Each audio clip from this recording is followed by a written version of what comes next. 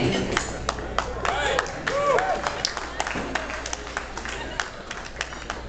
Thank you to the Fieros and the Stillmans for a wonderful evening last night.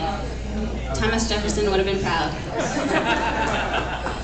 Thank you also to the McEwens for all of today's lovely festivities. And thank you, Louis and Maura, for all of your hard work. I've known Maura since September 2000, when we were paired together as freshman year roommates at Bucknell University. I knew that Maura was going to be a good friend when spring break rolled around. All of our classmates were headed to sunny beach vacations, and Maura kindly agreed to accompany me to the Daniel Boone National Forest, where we went hiking for a week.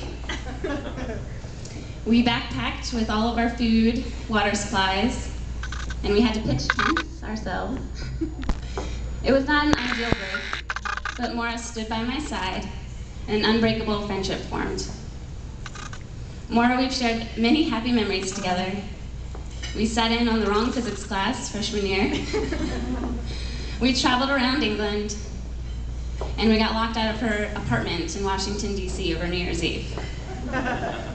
You've been a wonderful friend, and I admire your dedication, commitment, and compassion.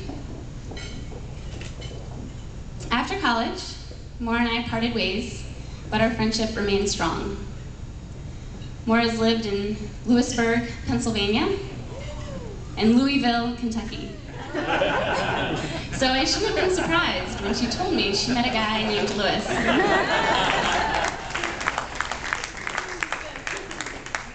Louis and Maura met in Charlottesville in 2007. Maura was on a girls' night out, but Louis was an exception. They exchanged numbers, and Louis called a few days later. However, Maura politely declined his first date option. She said that she had floor hockey practice. Now, Louis, from day one, you knew you weren't just dating any Charlottesville girl. Luckily, Louis knew a good thing, and he persisted. And their first date was at Michael's Bistro downtown.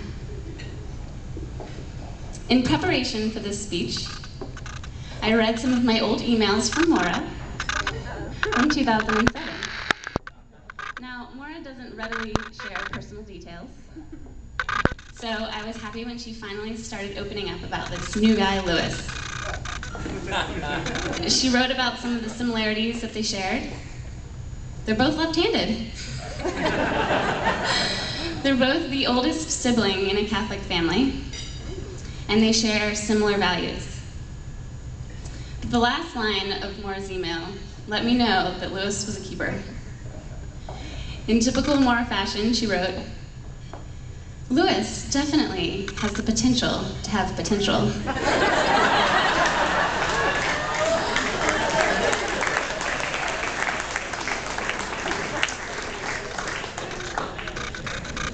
I've enjoyed getting to know Louis over the years.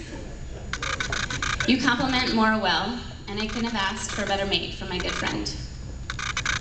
For Maura's 26th birthday, Louis organized a few surprises. He coordinated Megan and I to travel in from out of town to surprise her with cake and presents. And then he took us to surprise number 2, which was all of her friends, and now family, seated at a table downtown to wish her a happy birthday.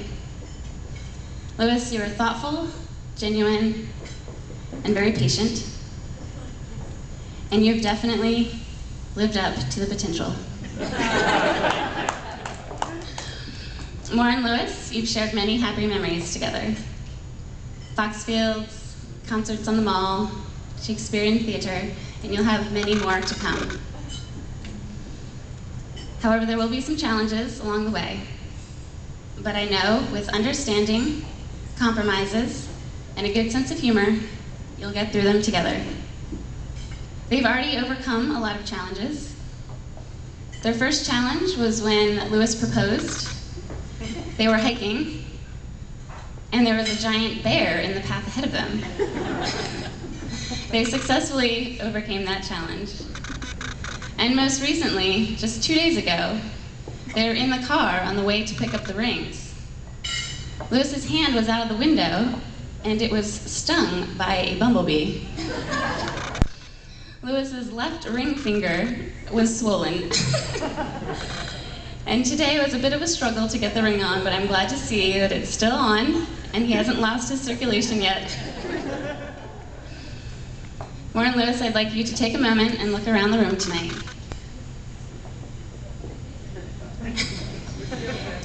You are surrounded by family and friends who love and support you. And if anyone could raise a glass. To Maura and Louis. You're here. We wish you many years of joy and happiness ahead together.